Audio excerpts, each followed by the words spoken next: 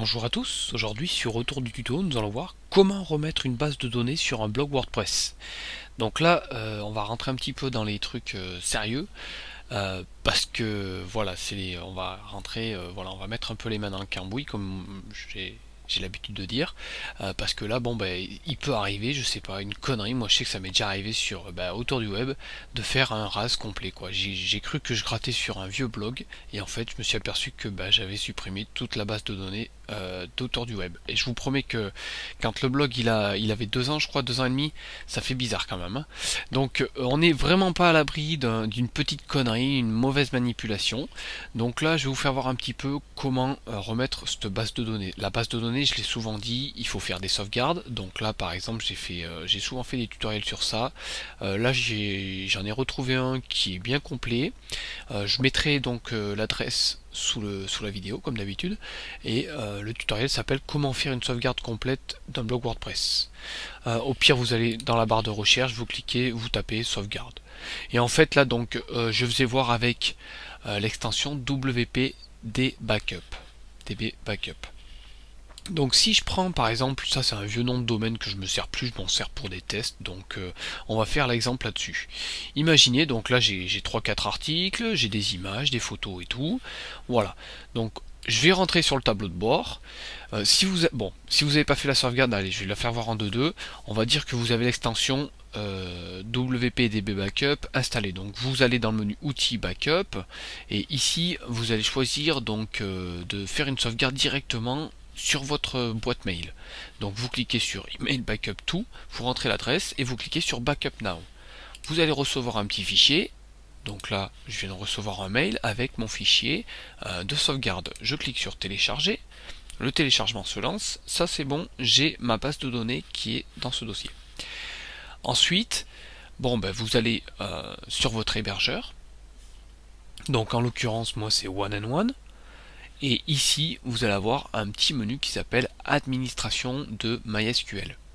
Donc vous allez rentrer dedans. Voilà. Et vous allez aller sur PHP MyAdmin. Donc ici, en fait, c'est l'envers du décor de votre blog, si je peux dire comme ça. Et en fait, vous avez toute votre base de données. Pardon. Voilà. Si je clique sur la base de données, en fait, j'ai toutes mes tables. Et ici, en fait, dedans, vous avez tout votre blog.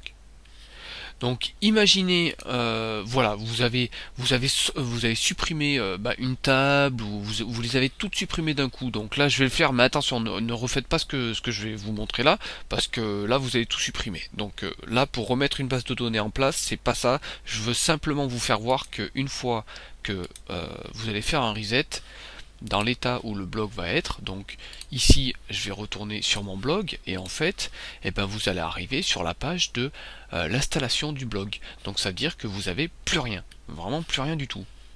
Donc là ce que je viens de vous faire voir, attention, ne le refaites pas. Maintenant, si vous êtes sur votre base de données et que vous voulez remettre en fait votre base de données en place, là on va le voir. Donc je préfère le redire 3-4 fois, comme ça je suis serein. Venez pas vous plaindre comme quoi je vous ai fait faire des conneries, attention. Ici, maintenant, on va passer à la remise en place d'une base de données. Donc on va cliquer sur SQL, et ici vous avez une nouvelle petite fenêtre qui s'ouvre, et qui va vous proposer en fait d'importer les fichiers. Donc là, vous allez cliquer sur Importe les fichiers, vous allez cliquer sur Choisissez un fichier. Donc une nouvelle fenêtre s'ouvre et là dedans en fait vous allez avoir votre fichier sauvegardé. Donc vous cliquez sur ouvrir. Voilà. La compression vous la laissez en détection automatique, comme ça voilà, c'est automatique, et vous cliquez sur exécuter. Normalement c'est très rapide, hein. Ça se remet en place rapidement. Là vous voyez, là j'ai pas coupé la vidéo, c'est déjà tout remis.